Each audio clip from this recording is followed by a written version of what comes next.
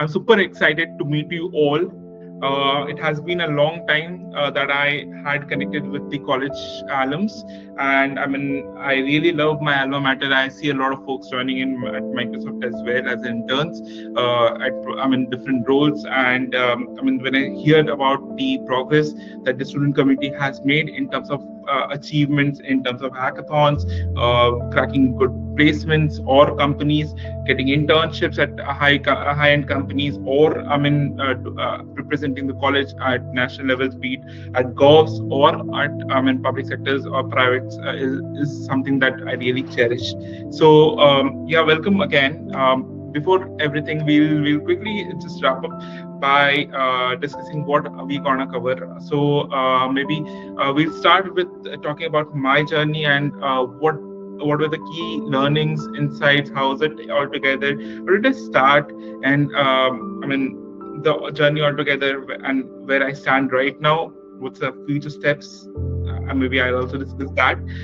We'll talk about a very important topic: career building essentials. So career building essentials compromises of everything that is required for you at this stage. We'll talk about networking and mentorship, and something that I really wanted to talk. So a lot of folks use these capabilities and skills. A lot of folks are yet to unleash this. So that's where I am. And the fourth and the final, the most important topic: my interview experience at Microsoft. So for those of you who don't know me, my name is Sourav Bera, and I'm a graduate from Siksha Anusandhan University, the 2019 batch. Yes, and so I did my engineering in computer science. That's where I got an opportunity at Microsoft as a solution architect. This is again very rare opportunity. Solution architect is more on a more experienced role, but yes, there was a requirement wherein I got a chance to get into it, and I'll get into the story for long. You can quickly scan if you want to connect with me. You can quickly scan this QR code, and you can connect with me on my socials. I'm very active on LinkedIn. I am also active on Instagram, so feel free to connect with me. I also shared my GitHub link, so you can just go ahead and check few of the project ideas. I think that's one of the good source. Also, you can check out different other repositories. So I specifically talking about me, I love interacting with the community. I am a community guy, and kind of I spend my weekends, if not the weekdays, spend my weekend mostly on community activities. I love speaking at different forums. I'm also a hackathon judge, so a lot of experience regarding that. I'll speak about it. I also mentor students on top mid, so not only students but also industrial professionals, to help them empower at their workplace. I'm a hackathon guy, so I kind of participate in hackathons. So whenever I am not engaged with community, I mostly spend my weekends on hackathons, and I love the in-person experience. So that's we'll discuss. I also love doing research, and yeah, that's an eminent part of my work as well. Apart from that, what else do you do? So these are things that everyone does, right? So I also love, in my spare time, I also love doing art, and I do play chess. So if any one of you is interested or love, join me on an online chess forum, right? And we can definitely try. So talking about these pictures, so you can have a quick look at the pictures. So these pictures are from, the central picture that you see over here is from the Microsoft Redmond office. This is one of the most cherishable experience visiting there. So yeah. So I wanted to give you a brief idea. A lot of people, again, since there is a gap in between us in terms of the batch, a lot of people might not know me, and that's where I wanted to give you a quick idea of my journey. Again, I used to stand at the same place where you are currently, and maybe at a more, in a more deprived or a more resource crunched state, wherein you did not have much resources at that point of time as compared to what you have today. Even the college is much more liberal. But keeping it generic, I started off from ITER college, and in 2019, and right from the first year, since I did not had a chance to get into any of the government college, neither an NIT or IIT, and that's a different story all apart. I won't like to discuss you here. I started off right building my skills, and getting into internships at my first year of my college. That's where I got exposed to the communities that are there. So there are a couple of good communities, and that those exist in all of the colleges. So there would be some coding communities. There could be other communities that you can take part based on your interest. So engaging in those communities helped me get in touch with senior folks who could guide me without any, without any materialistic benefits. So it was like that. I used to contribute in their projects. So kind of their projects, the workload on the projects got divided into two, or maybe divided into four, and in return I used to get mentorship or guidance. Again, the experience of working with their projects and their experiences counted a lot to me. So that's where I started, and I got a chance to participate in a number of hackathons right in my first year, including Smart India Hackathon, which was one of the key accomplishment wherein I had a chance to win. Again, just to highlight, this was the start of my journey, and this is the point wherein I decided that hackathons is one of the best way, and I'll talk about it in detail at a later point. Is one of the best way to build my skills and projects in a very less time. So kind of I participated in nearly 50 plus hackathons, if not wrong, during my entire college tenure, and I still think I could have participated in much more. Then I had started with internships at startup companies, and in those days, getting an internship into a MNC, was very difficult. You cannot, you did not have those privileges unless until you come from a very good background or you have a really good profile. So I started off with internships at startups, and finally, in my third year, I got a chance to intern at Microsoft as a solution architect. We'll talk in detail, and that's where my journey commenced to here. So coming to career building essentials, so this is something that I wanted to talk in detail. And a lot of questions on document or as well as on LinkedIn comes to me from different folks, and they ask me that hey, Bhaiya, this is my status, this is the current year that I'm working upon, this is the things that I've worked upon, but I really don't know what to do next. What should be my next steps? Or what is the level of proficiency I have developed? Is am I suitable to interview for an internship? Am I suitable if I'm in my third year or final year? Am I suitable to get interviewed at top MNCs? So, answering those questions, you have to be prepared for it.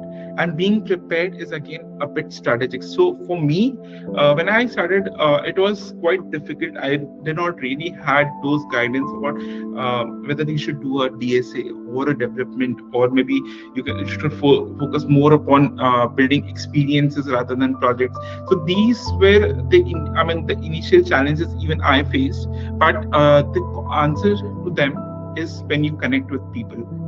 The more you ask questions, the more you get answers, and accumulate everything, but make a final decision out of it. It's just like a simple machine learning model trying to infer based on a lot of diverse data sets. So, talking about career building essentials, the key things that you need is number one, your resume. The second is projects, internships, and if possible, research work. And pardon the wrong spelling there for research. And the final thing, and one of the most crucial, is data structures and algorithm. Uh, I would also like to add one more point, which I find very important, is your behavioral aptitude. So, answering to your question, there was one question in the poll: what is the most important skill that you should have while interviewing, or to get into a MNC? If I would have been getting that question, maybe my answer would be different. Obviously, these skills are the technical skills that are required, but again, something that is really important is the right attitude, the right agility to learn things up quickly, as well as the right behavior towards taking challenges and the growth mindset. So having those things would really help you long way. You can learn things up quickly and just not focus upon the outcomes, but focus more upon the learning and the growth. So this is something that I really value. So coming back to the topic, let's talk about the first topic, resume. Right now, resume really matters. Resume is the first, I mean, kind of your mirror image that portrays or speaks about you. It's kind of a single page of documentation that sells you or kinds of speaks about you to the HR. Now think of a resume. You could have mentioned a tons of things. I just took up one of the resume that I initially had during my final year. And again, don't take it as an example. It's just to, I use it to roast idly. It's not that good. And I usually roast this resume. But I wanted to, the purpose of bringing this over here is to give you an idea of how a resume should look. So maybe let me demystify this thing in a better way. So the name, the title, and the header should contain your profile links. Either if you have a website, a personal portfolio website, or if you have some coding profiles. I was really weak on web development, so I could not build a own portfolio website, and I still am struggling with the same. But yes, you should have clickable links that could easily help the interviewer navigate towards your profiles. Number one. The second, education. Now again, for me, this resume looks very kind of complex to understand and read.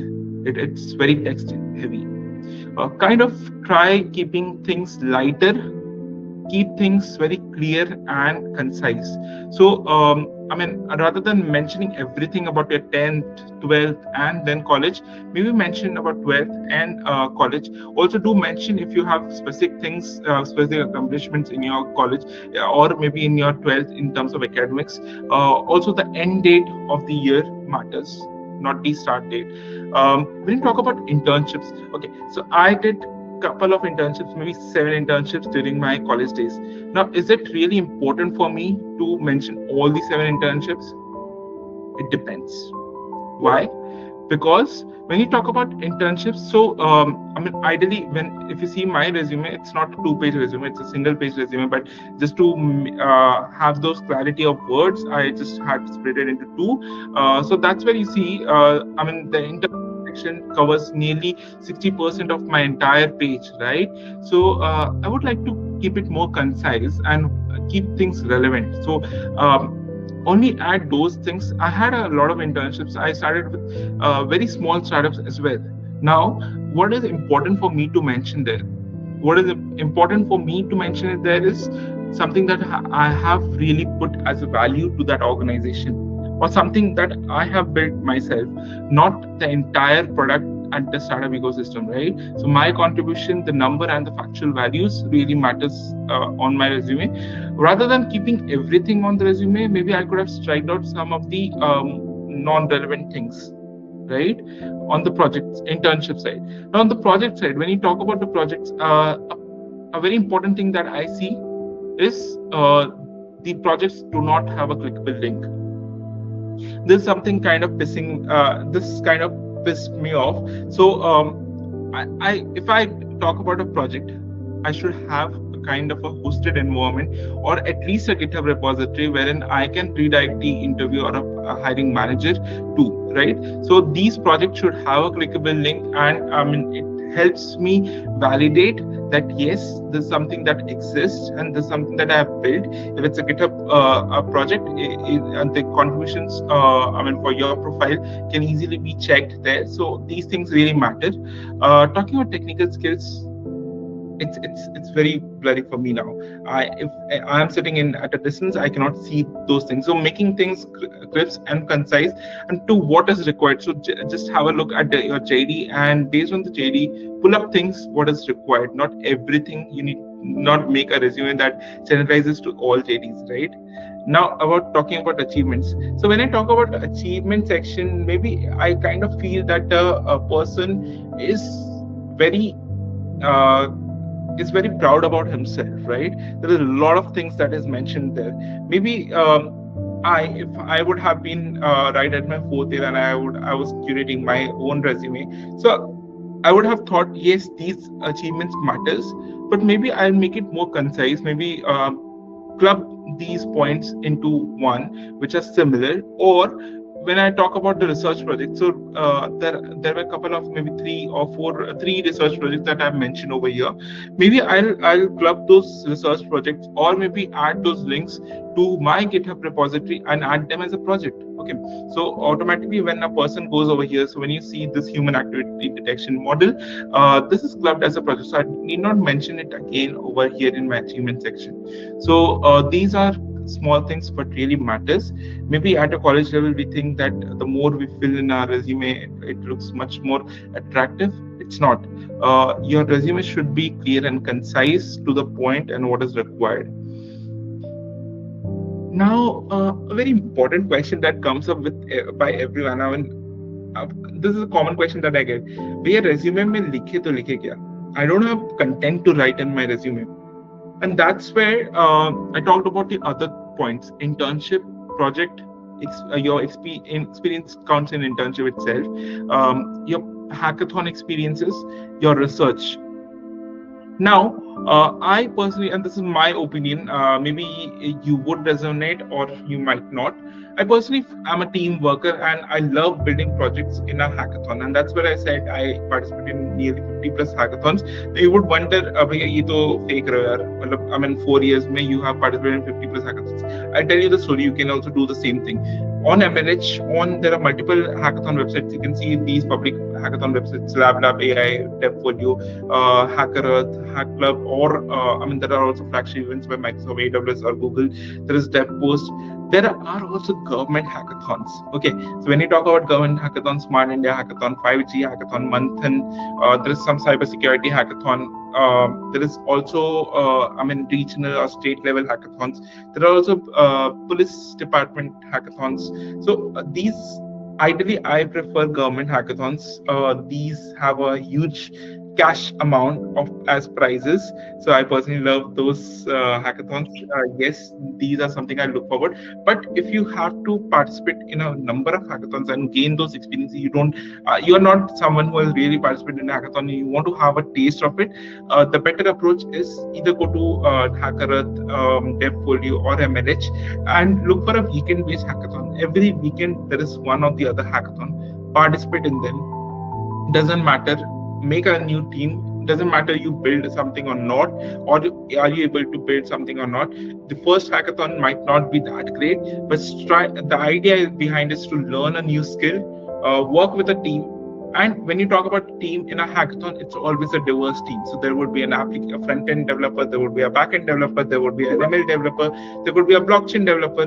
As per the requirement of the project, there would be a cloud engineer, something like this. So when you talk with diverse set of people, you learn diverse things. And trust me, in just 2 days of time span, I mean, you cannot imagine within 2 days of time span how much things do you learn.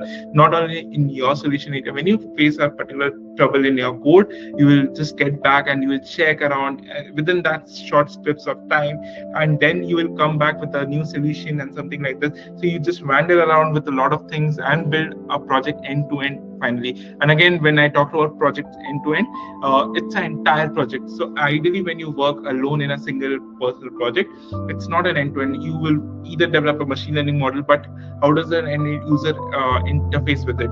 Or a blockchain project. So you would have developed the ledger, but how does the end user interact with it? So you need an end-to-end project wherein it has a front-end interface, or maybe a mobile application, web application, something like that. It could have a back-end logic, it could have a database, it would have a machine learning model if required, or maybe a blockchain if required, or something like that, so on and so forth. There could be a cloud hosting environment, so there would be a need of someone who has experience with cloud, and so on and so forth. So these are one opportunities to build a project in just 2 days. Trust me. Still, okay. So a lot of people will think कि ये तो नहीं करूँगा. Not something that's my cup of tea. Okay. So again, now I personally put a lot of emphasis on research projects. Now you would say, why do we need a research project? And there is a lot of buzz in our college as well. And I mean, I'm generalizing again. There could be any college, so there is a lot of buzz for research projects at bachelor level, but ideally people fail to understand why do we require a research project at a undergraduate level. So basically, when you think of an undergraduate level, you would think like maybe a research project is required for someone who is pursuing a PhD, right? But it's not. Uh, Trust me. So having a research project is as important as having your an internship experiences. So it really counts a lot because it shows that you have built something novel and you have also got it published, right? Now the pathway of how to get started with the research is build some cool projects, identify if it's something that is already exists in the market or something that you have built on top of it. Okay, so some if there is something new, that's the point wherein you can convert your own personal projects or maybe a team project to a research work. Now the best way to publish a research work is to get in touch with professors in your college. Those are the folks who write research papers. So maybe you can get in touch with them, ask for guidance, how what is the framework to write a research paper. And it's a long process, so ideally takes 6 months to just write a research paper and based on your capacity. And it's a long process, trust me, but it's really worth it. In my college days, I made sure that I published I had published 4 research papers, and it was not a target for me, but it was something that I really love to do. So kind of working on projects, building some novel projects and documenting it, getting it published, and finally you have your name on Google Scholar, right?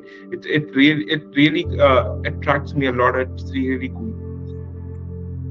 Now, the another thing that I wanted to talk is networking and mentorship. I am pretty sure the crowd over here is doing the same, but I would like to talk about it. So, when you're in college, and there is a huge gap between industry and the college, trust me. So, in order to bridge out those gaps, so the things you learn in college might not be something that you really work upon at an industry level, right? There's a lot of reskilling that is required. So how do you gap those bridge at a right nascent stage when you're in college? The best practice is that you get in touch in professional events, get in touch in communities. There are a lot of folks whom you can connect with, not only from industry but also from college. And those people ask, if you really find value in them, those are the best folks that whom you can connect. You can ask them what are the textiles that you are working upon. If you need some guidance, you can ask them specific questions on those particular topics. You can also ask about what are things that are relevant to the market. Is this something that you are learning is really relevant, or maybe something that you are learning, how can you build something on top of it? You can have a lot of questions, and again, these are the folks whom you can connect with. Also, college seniors are one of the best people. So my suggestion over here is build a positive environment around you, connect with a lot of people, connect with diverse people from industry, from college, from your professors group of circle, and know the right person to ask a question. So just giving an example, someone from a solution architect background. Okay, so he would be the right person maybe to answer a question on what's there on cloud, or maybe how to get started on a high level design or system designing, right? Maybe someone who is working on a particular project would be the right person to answer what are the tech stacks that are required at that for that particular product at that company, right? So identify those mentors, seek opportunities to get connected with them, get in a call, ask them if they can mentor you. Again, just don't come back to me because I have a really tight schedule. But again, you can reach out to multiple other folks. There are tons of people. Be really active on LinkedIn. And again, something that I really want to emphasize. There are people who kind of are very active on LinkedIn. Stay updated with them. There are folks who have a really dull profile. So, the idea behind is keep your profile updated. Number one, keep posting on LinkedIn. Again, when you talk about posting, it cannot be irrelevant stuff. It should be something that you are really doing some project that you're really building, or something that could help the community altogether. So just giving an example, maybe you attended any event, okay, maybe this event itself, you write a post about your key takeaways, what were your learning, or summarize what were the key learnings, so that the other people who could not attend the event could benefit out of it. Or maybe you build some projects, so share your experiences, what were the troubles that you faced and how did you approach them. Maybe you could write an article on that, and this builds your network, this builds your visibility across the entire crowd that's there on LinkedIn. Trust me, there would be HRs, there would be hiring managers who would reach out to you if you're really active on LinkedIn. That's a great platform to use. Now, the most important topic. By the way, any questions, team?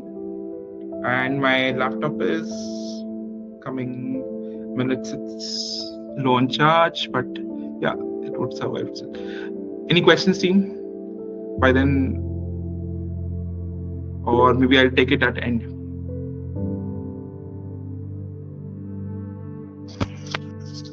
Yeah, Shreyas has something to say. Go ahead, Cheers. Hello, Bhaiya. You may know me, or I don't know whether you know me or not. Okay. I was inspired by your cloud computing journey on Google Cloud Platform, continued by Azure. So, how did you manage to do cloud computing in both of the platforms when the technology is quite similar, but yet at the same time they are completely different? Because I am also doing those things and I find them similar as well as different. So, how? What is Right. your take on that?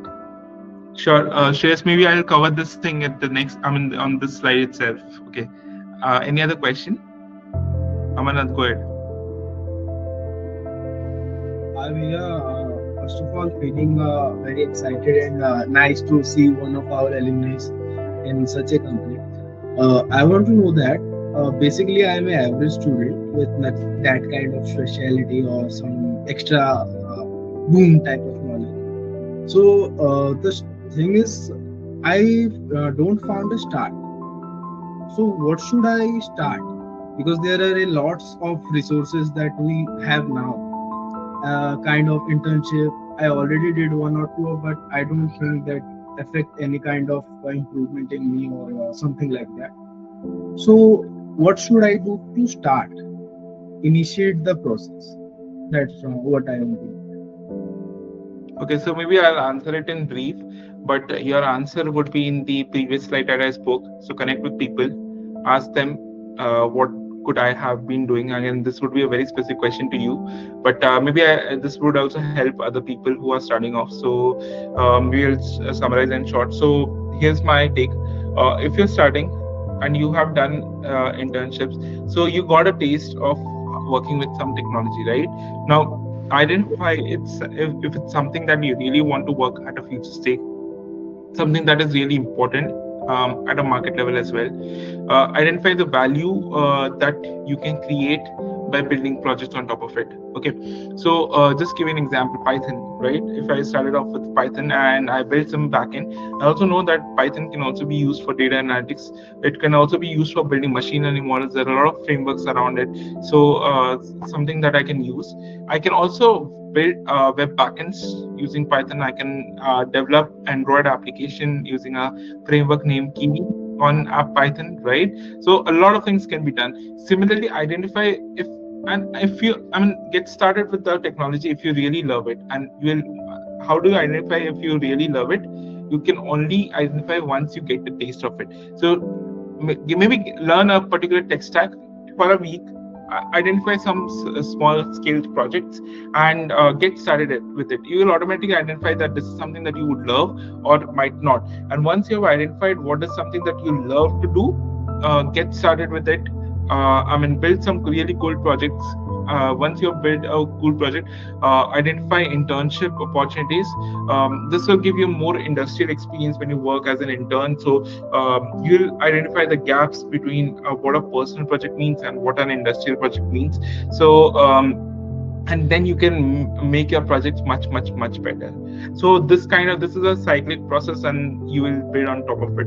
This would be a generic answer, but again, try finding an answer with your seniors. Try finding answers with the networks that you can connect with. There are a lot of communities on in Bhubaneswar itself. You can connect with them. You can also connect with professionals in Bhubaneswar itself and beyond on through LinkedIn. Yeah. So coming to the question again, what Shreyas was asking as well as my Thank you, Bhaiya. yeah. Was Uh, there?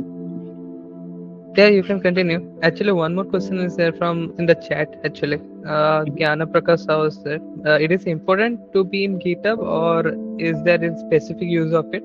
And is open source contribution like Girl Script Summer Code is worth it or not? Okay, so a good question, Gyana, and I mean maybe I'll not take much time, but again, summarize in short.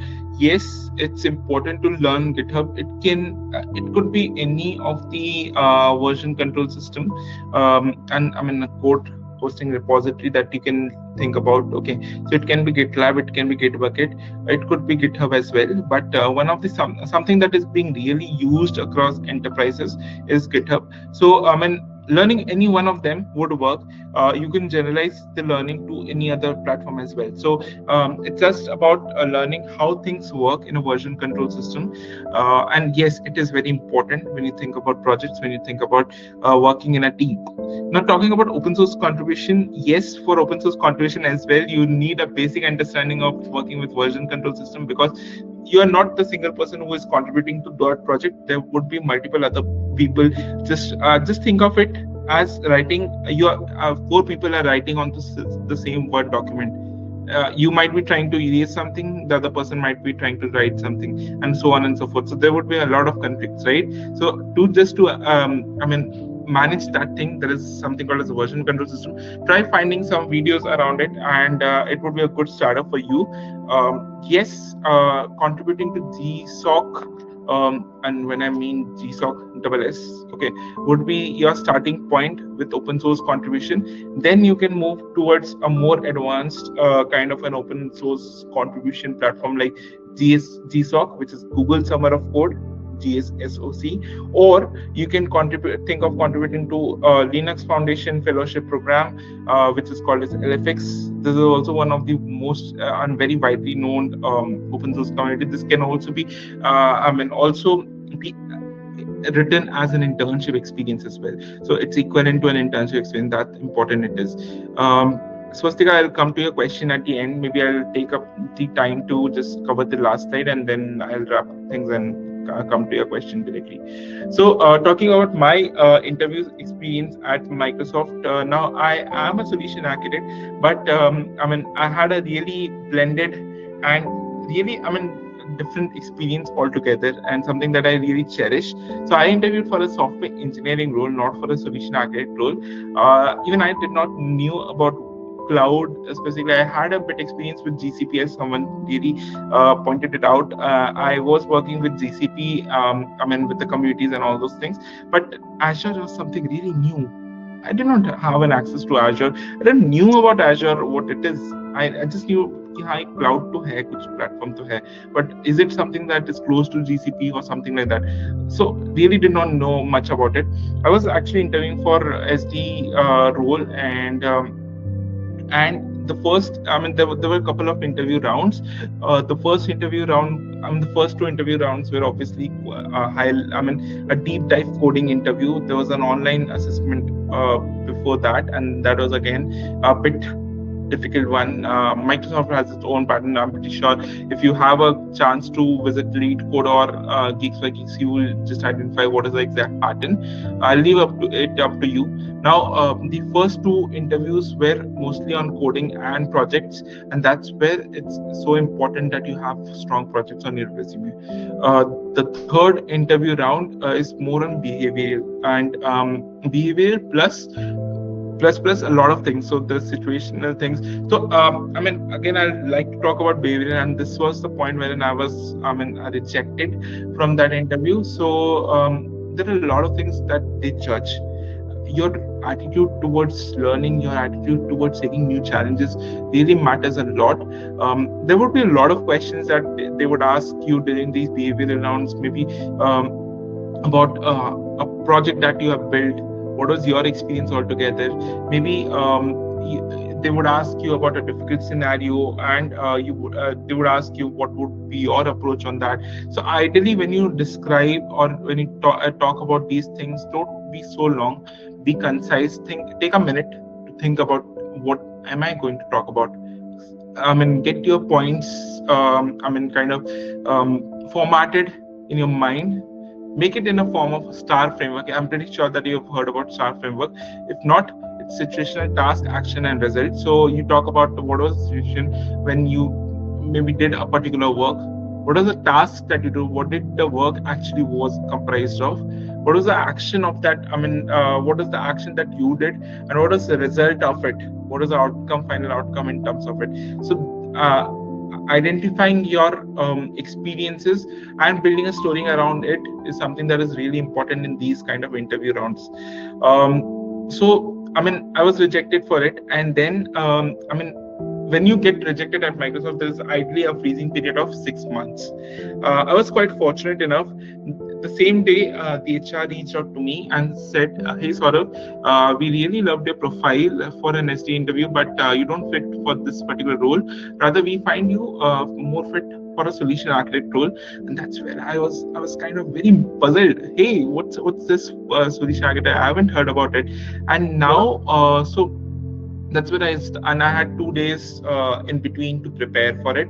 That's where I just went through the role. I went to the JD, understood what things are. Still, it was very difficult for me to understand system design. I did not had a experience with system design neither. I just tried grasping as much as I could, but it did not really help me during the interviews. During the interviews, they also knew I was as fresh, but they had saw some experiences with AWS and GCP. I do not really have any experience with Azure, but the more questions were upon the cloud platforms that I've worked upon, that is AWS and GCP. I mean, so the idea behind telling this is, and again, these were really long rounds. There were various, there were coding interviews first, and then there were these project rounds wherein they asked about the cloud platforms specifically. So, long story short, the idea behind is if you learn a particular cloud, it's sufficient. The underlying architecture in any of the cloud is still the same. If you are using a virtual machine in Azure, the name changes. It's called EC2 in AWS. It's called a virtual machine or something else in GCP or Oracle, but the underlying architecture and the foundations are same. There could be a difference in the features that are provided by the individual cloud platforms, but if you understand, you can easily map services between each of the cloud platforms. So my recommendation over here is to get started with one of the platform, get your hands dirty, maybe use the free grades that you get on Azure or GCP. And when you talk about Azure, you also don't have to use your debit card. I know the situation for students, so you don't really want to use your debit card. That's where if you have a GitHub developer student pack, you get a $100 free Azure account for a single year. You can get started, or maybe you can create a AWS account where you get $200 for a month. So you can get started, get your hands dirty with services. Try, moving around the portal and checking things out. That's where you start. Then you learn upon building something new. Maybe check out some YouTube projects. I can suggest few YouTube channels that really helps you get started with cloud, and make some cool projects. Maybe just host your own personal websites and something like that, and that would be a good starter. Yes, really long. So here it comes. I mean, ask me anything that you have, and I see some questions over there in the chat. I'll take up time to just answer them, and meanwhile my also laptop is going down, so I have to maybe switch my base. Okay, just give me a minute. Okay, just give me a minute. You have to take out time for girlfriend and boyfriends. You have to take out time for your friends. You have to take out times for chilling with your hostel mates.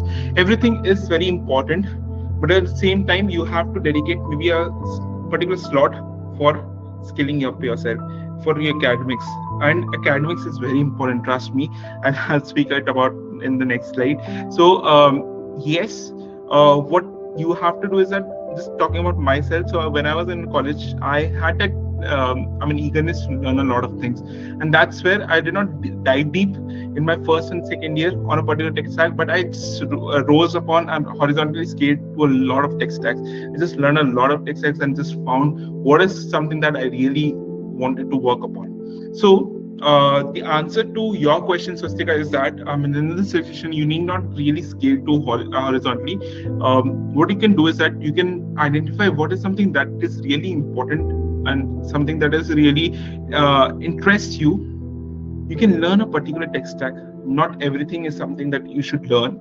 Um, you cannot be a master of everything. Okay, so and being a jack does not help. So the answer to it is, you have to learn a particular tech stack in a hackathon. When you work in a team, you handle a particular part of it, the tech stack that you have an expertise upon. There are other folks who have different tech stack expertise. So entirely the team works to build a project altogether. You need not learn everything. You can just get started and expertise in one of the tech stack. And when you talk about a particular tech stack, you should build really good projects on that particular tech stack. Yeah, and it's always better to learn more, but provided you have the time and capacity. Yes. Next is from Abhijit, that which of your skills is the most impactful skills when you got selected in Microsoft, and was it an off campus or on campus? Okay, so good question. So when you talk about, when you talk about my most important skill, I just said, right. I was trying to be a jack of all, and that's where my resume was very diverse. But one of the most impactful skill at that point of time, and again, it might not be that relevant, was expertise with machine learning, and all the research projects were upon machine learning and deep learning. So at that point of time, it was quite booming. Machine learning and AI is still booming, but deep learning is kind of stagnant now. There's LLMs, transformers, and Gen AI that you need to grasp more upon, and build some cool projects on top of it. At that point of time, deep learning was something that was really, not new, but something that was really used, and research projects were highly appreciated on those platforms. So machine learning personally very helped me a lot. I also had experience with application development and backend development. So those were something that really helped me getting into the interviews for a ST opportunity. Now, talking about, was it an in campus or off campus? It was an off campus hackathon drive. It was basically a national level drive, but I got an opportunity wherein I was referred by the dean of the college. So, ideal cases, you get referral by the employees of that organization. In my scenario, the dean of the college wrote a letter to Microsoft HR that I recommend these folks, and can you interview them for this particular role, something like this. So this was a rare opportunity, and I was really fortunate enough to get this opportunity. This was a really different scenario, and I'll not go into the story long, but it was kind of the work we did. And I was not only a single person. We were around 3 people from the entire Microsoft batch to get these kind of referral opportunities. And it was totally upon the work we did throughout the entire 3 years that we had. So yeah. Next is Amaris Soin, that how to choose a tech stack. Like, was it choice, any of our choice, or market demands for it? Like nowadays they choose Munch stack and all. And second thing is, in ITER campus internship, how does it work? So because they are now coming to the third year, so they are very much curious about it. So Amaresh, okay, a good question again. How do you choose your tech stack? So yes, it should be something that is relevant to the market. Learning something that's not that relevant doesn't really helps. But again, what is more important is choose something that really interests you, something that you can really build upon. Now, every tech stack that is built and that exists in today's world, there are companies who are working on this. If I mean, though nothing is built out of just for free or just for casual. Okay, so every company or some of the limited companies are working on every tech stack. So if it doesn't really matter which tech stack you are working upon, you will get those opportunities. And trust me, there are a lot of companies over here. So I mean, in terms of opportunities of the scarcity, it's not a question. It's upon how much expertise you build and what is your interest area. So choose what is your interest area, and yes, once you have chosen that interest area, just try to do a market analysis, whether it's how much relevant is it in the market. So having something that is more relevant gives you I mean edge, and you can just um, have that edge and more opportunities open to you. Yes. And talking about internships at ITR, yes, these days you have, even for our batch as well, we had internships in third year, and that's where I got an internship at Microsoft. So does Microsoft on so the ITR does gives you the opportunity to get an internship at your third year itself. And yes, there are a lot of companies, there are a lot of good companies that are coming to the college. So yes. Last one Does question. marks matters? Yes, highly. I mean, it does really matters. Academics, folks, trust me, and I mean, take it to heart. I cannot emphasize more on this. Academics is really important. You cannot skip it at all.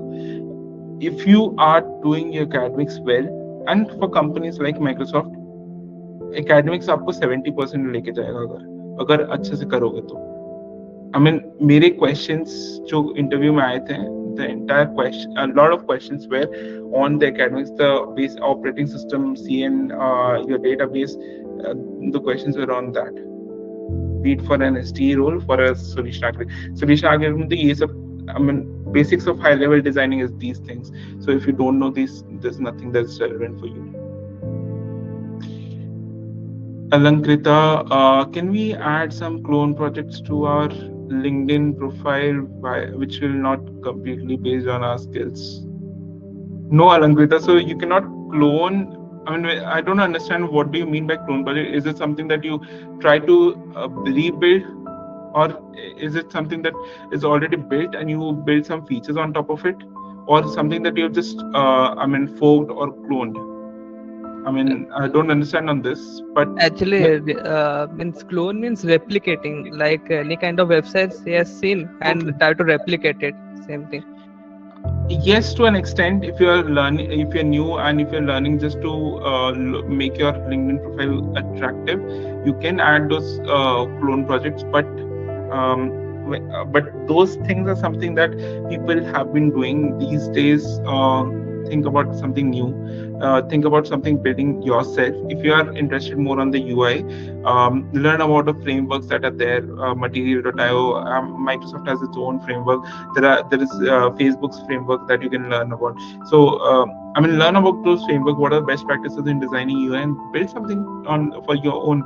When a person just identifies that this person has built his own I mean UI or UX, that shows that your thinking capability and your innovations.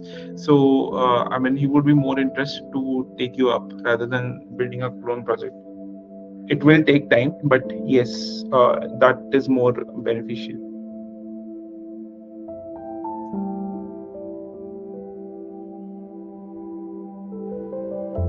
Any more questions, guys? Shreyas, you have actually that question, right? If you want to ask him. No, I'm satisfied with the answer. Okay, so I'm just to conclude, and I wanted to emphasize on this particular slide. There are 4 pointers that I want to. I mean, this is something that's still relevant to me, and I follow, and I would also suggest you to follow. Be open and agile. Be open and agile in terms of, and that's why I did not mention about cracking Microsoft in the header, or I mean, cracking a specific company. It's be open to companies, be agile. It's not about just one company. It can be I mean, you never know which company you would land in, but make it a sure shot habit that wherever you work as an intern, wherever you work as an employee, put your 100% there. Learn the most you can from there. Yes, and don't restrict yourself to a particular thing. That kind of confines you to a very narrow filter. Next is perseverance and continuous learning is the key. So there is no other alternative. There is no other shortcut or tips and tricks to learning, or maybe to getting into a successful position. It's always a continuous learning. It's always perseverance. I kind of try following the same thing right now as well. The moment you try to procrastinate, there's no other alternative that can help you. So the the the earliest that you realize, it's the best for you. Don't neglect academics. Trust me, you cannot neglect academics. And if you really want to sit for good placements, minimum of the CGPA, I'm not sure what is the criteria right now, but minimum CGPA is 7.5 CGPA that you need to keep. So academics is very important. Don't neglect it. And again, more than CGPA, your knowledge matters. Keep pushing yourself beyond boundaries. Be open to learning. Learn a lot of things, and then come back to me saying, "Hey, Bhaiya, I just learned these particular things, and I worked on this particular project." I would be more happy to share it to the community that I have.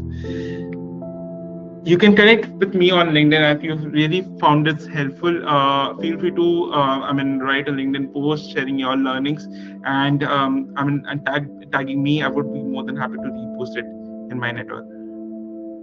And again, the picture that you see over here is from Microsoft Redmond office. So recently I had a chance to visit there. So it was really lovely. It's a city altogether. Within the entire headquarters is a city altogether. It's really huge.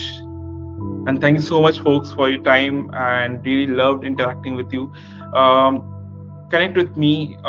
You can get in touch, and again, also connect with as many people that you see. So you can just, when you go in my network, you'll find a lot of more other people. Just get in touch with them. You will seek a lot of diverse perspective, and there's a lot of things to learn from individuals. So yes.